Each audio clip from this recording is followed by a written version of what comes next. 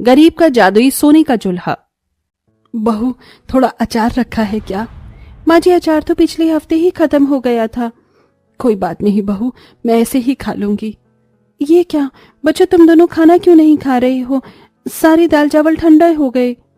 हमें दाल चावल नहीं खाना। क्यों? तुम दोनों को तो दाल चावल पसंद है ना? पसंद थे, अब पसंद है।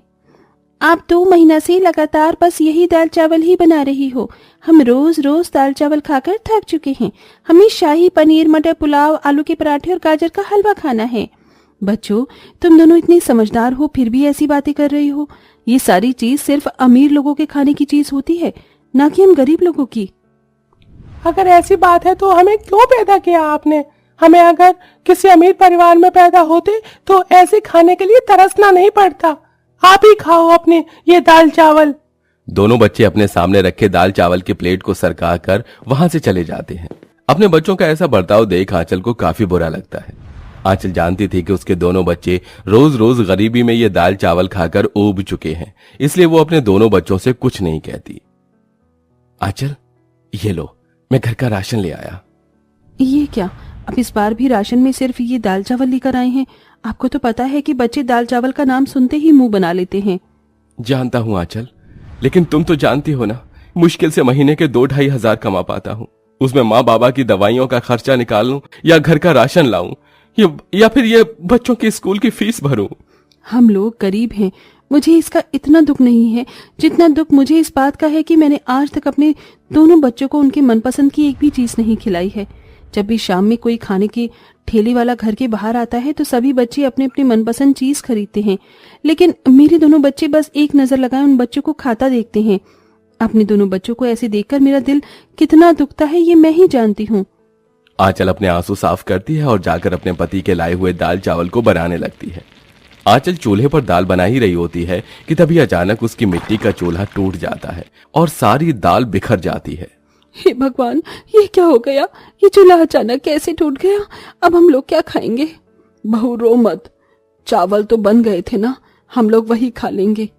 लेकिन माँ जी, आप लोग सूखे चावल कैसे खाएंगे? हम लोग गरीब हैं और गरीब तो पेट भरने के लिए सूखी रोटी तक खा लेता है, ये तो फिर भी चावल है। सभी लोग नमक के साथ रूखे चावल खाकर ही अपना पेट भर लेते हैं। आंचल का मिट्टी का चूल्हा अक्सर टूट जाया करता था, जिसके चलते आंचल को बार बार मिट्टी का चूल्हा बनाना पड़ता था। लो, आज फिर ये मिट्टी का चूल्हा टूट गया। अब बनाऊंगी तो इसे सूखने में समय भी लगेगा। लगता है आज भी हम लोग बिना खा के ही रहेंगे। आंचल इतना बोल ही रही होती है कि तभी वहां हाथों में बड़ी सी थैली लिए अनुराग आता है। आज हम में से कोई भी भूखा नहीं सोएगा। आप? और ये क्या है? हे भगवान, आपके हाथ कैसे छिल गए? वो आज घर लौटते समय रास्ते में मंदिर के पास भंडारा हो रहा था, इसलिए सोचा तुम सबके लिए भंडारा ले लूं।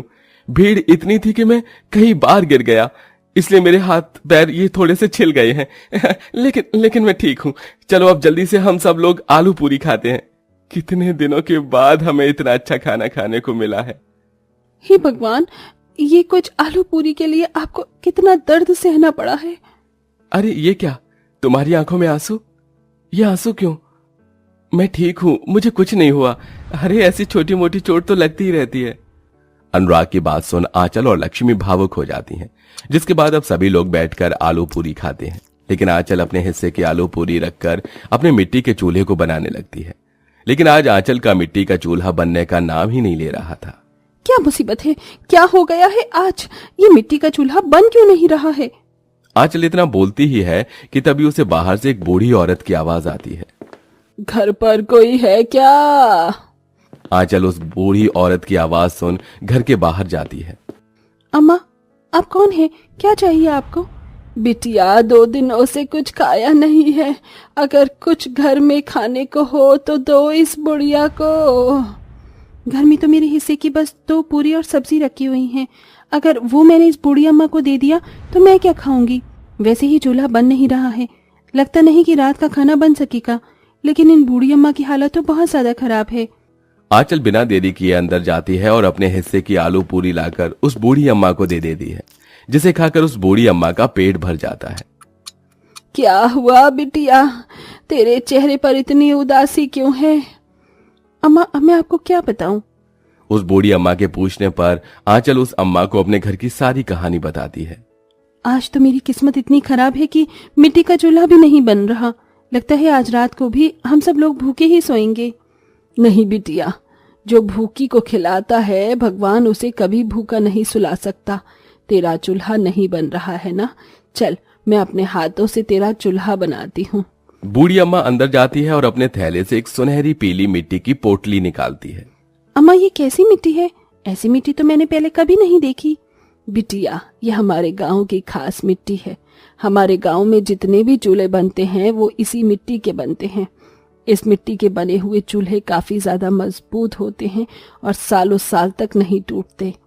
बूढ़ी अम्मा सुनहरी पीली मिट्टी के अंदर पानी मिलाकर उससे आंचल के लिए चूल्हा बनाना शुरू कर देती है और कुछ ही देर बाद आंचल का चूल्हा बनकर भी तैयार हो जाता है।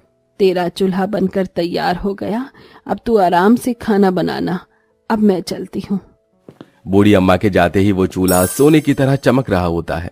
शाम होते ही आंचल खाना बनाने के लिए चूल्हे के पास जाती है और उस पर एक खाली बर्तन रख देती है और सब्जी काटने लगती है कि तभी आंचल की नजर उस चूल्हे पर रखे पतीले पर पड़ती है। आंचल देखती है कि वो खाली पतीला अब शाही पनीर की सब्जी से भर चुका था।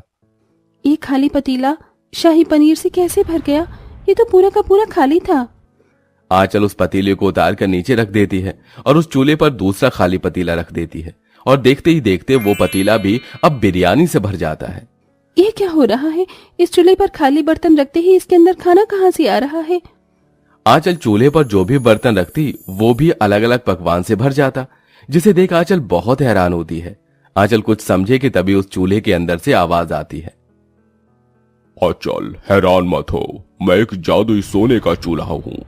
तुम जब भी मुझ पर खाली बर्तन रखोगी, जो भी कुछ खाने के लिए मांगोगी वो इस बर्तन में अपने आप आ जाएगा। क्या? जिन बूढ़ी अम्मा की तुमने मदद की थी वो बूढ़ी अम्मा कोई इंसान नहीं बल्कि एक परी थी। तुमने उनकी मदद की, इसलिए वो तुम्हें वरदान के रूप में ये जादुई सोने का चूल्हा दे गई। उस जादुई सोने के चूल्हे की बात सुन आंचल बहुत खुश होती है और घर में सभी को उस जादुई सोने के चूल्हे के बारे में बताती है। ये तो भगवान का हमारे लिए बहुत कीमती तोहफा है। लगता है भगवान ने हमें हमारे सब्र का फल दिया है। है जादुई चूल्हा, तुम जल्दी से इस बर्तन में ढेर सारी चाउमीन भर दो। दीपक के इतना बोलते ही उस खाली बर्तन के अंदर ढेर सारी चाउमीन आ जाती है। ए जादुई सोने की चूल्हे, मुझे मोमोज खाने हैं, इसमें बहुत सारे मोमोज भर दो। अब उस बर्तन के अंदर ढेर सारे मोमोज आ जाते हैं।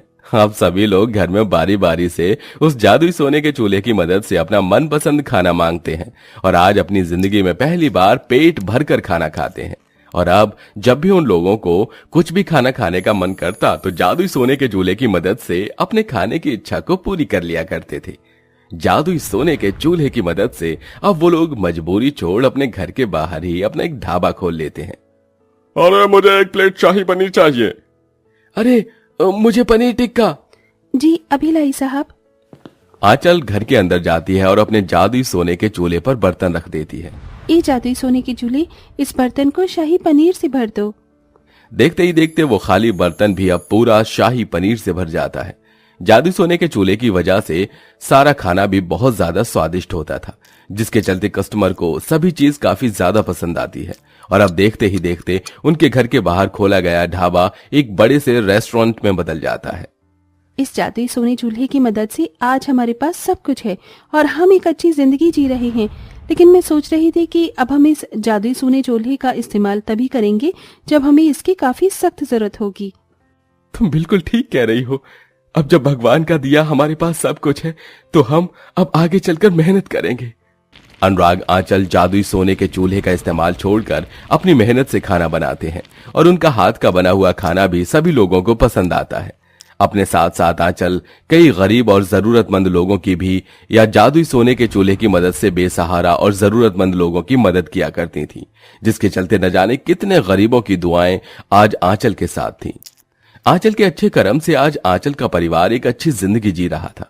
आंचल ने इतना सब कुछ हो जाने पर भी कभी अपने मन में लालच को जगह नहीं दी, जिसके चलते बिना जादुई सोने के चूल्हे की मदद से भी आज आंचल अपने परिवार के साथ एक अच्छी जिंदगी जी रही है।